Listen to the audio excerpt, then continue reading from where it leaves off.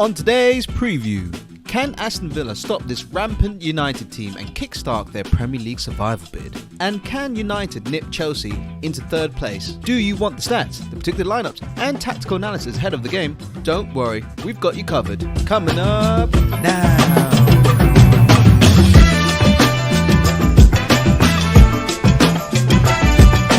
And we are back with another Premier League preview show. My name's Alex. As ever, I'm joined by Gary. Oh, okay. No verbal hello.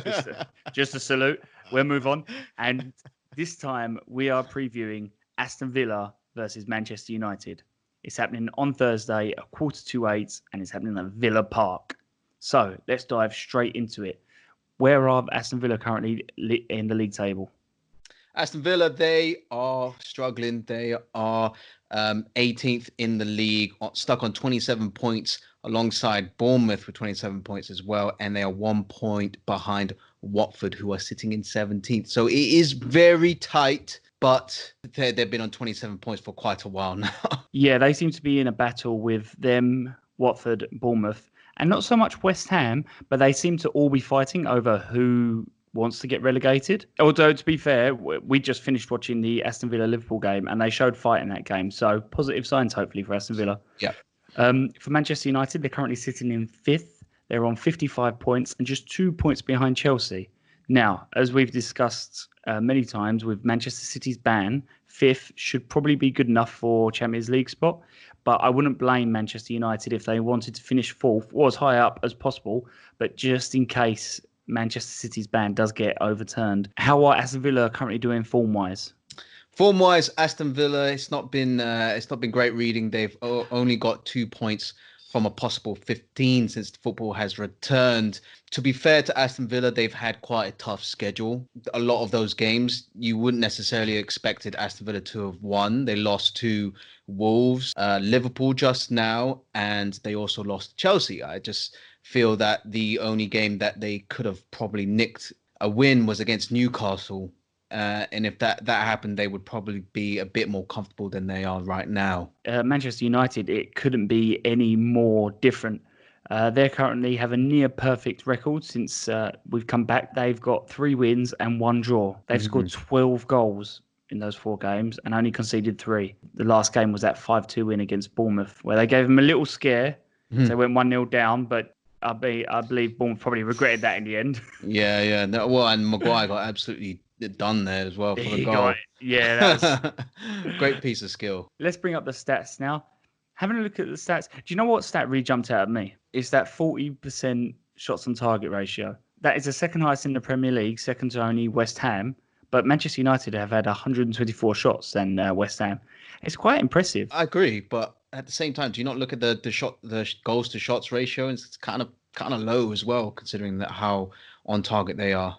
It is, but I do think there's a correlation. I think if you get the shot on target, obviously you want it to be in one of the 4 corners. But if you get a shot on target, it creates so many chances in itself. Against Bournemouth, they had a lot of shots. And on another day, they might not have scored 5 goals. But as so many of those shots were good shots and they were on target, they end up scoring 5 goals. Are there any stats there that jump out for you? Not particularly. I mean, on Aston Villa's side, conceding 1.9 goals per game is pretty horrific reading. And if they're gonna turn the tide at all, they got to look at defending, which against Liverpool today they did have a relatively good defensive performance, but they were still undone by Liverpool, so they got to look towards correcting that stat. I do think, and it's worth mentioning, I think they actually defended really well against Liverpool for a large part of the game, and I think it just got to the point Liverpool brought on a few of their usual starters, which against any team this season they would struggle against.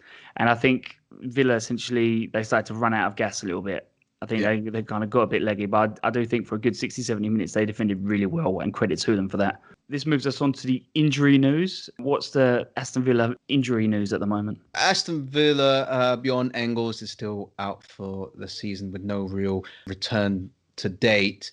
We have Wesley and Tom Heaton, who are out with knee injuries, so unlikely to return anytime soon. You got Targett. He's struggling with a thigh injury and is likely to return for Crystal Palace. So Man United might be a bit of a stretch. But they did have some good news today against Liverpool, they had Henry Lansbury and Gilbert who were back on the bench for them. So at least they're getting some players back despite having quite a long injury list. For Manchester United, it's Phil Jones. He's out. He's definitely won't be playing. Now, if you saw in the game against Bournemouth, Lindelof come off with a slight back injury. Now, he hasn't been ruled out. He's just a doubt at the moment. But I think if there's a chance that he can play, he will play because that centre-back pairing of Lindelof and Maguire is really strong. Mhm. Other than that, nutmeg. We're going to see how many times we can bring that up because it's so disgusting. Don't say that. Maguire will come here and headbutt you like instantly with that head of his. So we are nuclear warheads smashing you. So with the injury news all done, that leads us to our predicted lineup. What's your predicted lineup for Aston Villa? Aston Villa, it was quite a difficult one. I was watching Aston Villa versus Liverpool, and I did appreciate how well they defended and sprung counterattacks. But I think maybe against Man United, it might have to be slightly different. The defense and the goalkeeper will probably stay the same. You got Pepe Reina in goal, who did have quite a good performance against Liverpool, his old club. And they're going to play Ngoya at right back, House at centre back with Mings. Mings' first name on team sheet for me. They are probably going to play Taylor at left back as well again. And in the midfield three, right, they played McGinn, Luiz and Grealish against Liverpool. But I feel against that Man United midfield, which is probably going to have Bruno Fernandes and Pogba, I feel like we need to steel up that midfield a little bit more. So I'm going to put Nakamba in there with Luiz, and I'm going to put McGinn there as well. And I'm going to have to put Grealish on the left. I know he's not a great workhorse in terms of going up and down that wing, and I know he likes to play in left central midfield, but I'm going to have to put him there so they can spring attacks down the left. And I'm going to go with El Ghazi and Davis, who worked tremendously hard at Liverpool, and he's going to have to put another shift in against Manchester United. Yeah, two things I just want to add to that. I think one, a little bit controversial saying Mings is first on the team sheet. A lot of people would assume it'd be Grealish. Yeah, but if you're going to get out of a relegation battle, you're going to have to shore up the defense. And Mings is their best defender. And, Grealish, he's been huffing and puffing, but he hasn't been bringing the goods. I would say Mings is first on the team sheet for me. No, that's a fair comment, Big Sam. Gary. I also wanted to touch on a little bit of a shame for Reina on his return to Anfield. He did put in a very good performance. He was very loud. He communicated well with his defense, and he went out and caught lots of crosses and made a few smart saves. So it's just a shame he wouldn't have been there with the Liverpool fans, because I know they would have given him a great reception. Yeah, 100%. So moving on to the Manchester United predicted lineup. Now, I don't think, as I said, Lindelof is a doubt, but if he is fit, they won't risk him unnecessarily. But if he is fit, I think he will play. And I think especially the way Manchester United are playing at the moment, you don't want to change any of that. So with that being said, it's the same lineup against Bournemouth. Most of you already know who that is, but for those of you who don't, I'll quickly go through it now. You have De Gea in goal. You have Wan-Bissaka as right back and Shaw as left back. You have Maguire and Lindelof as a centre-back pairing. You have a midfield three of Matic, Pogba and Fernandes. You'll probably find they'll be in that order from defence to offence. And you have Greenwood on the right, Martial through the centre and Rashford on the left. It's a scary starting 11, It's isn't it? It's a very scary starting 11. I feel like when you had one world-class midfield in Pogba, teams could handle it, but when you put a second one in there, they just unlock the other midfield and other defenses. So, but let us now get into how we think each team are potentially going to win the game via the tactical pad. It may be quite a long day against Manchester United. They have to be very, very patient and very disciplined.